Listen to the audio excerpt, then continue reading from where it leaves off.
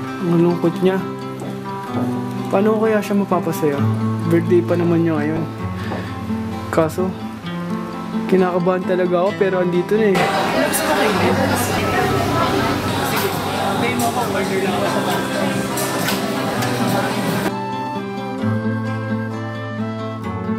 Kailangan mapasaya ko talaga siya.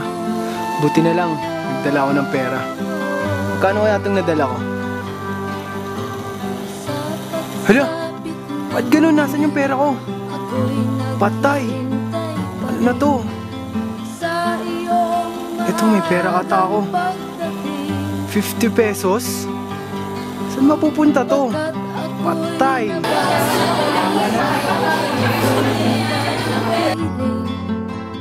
Bawat sandali mahalaga sa atin, tulad ng ibong malaya ang pag-ibig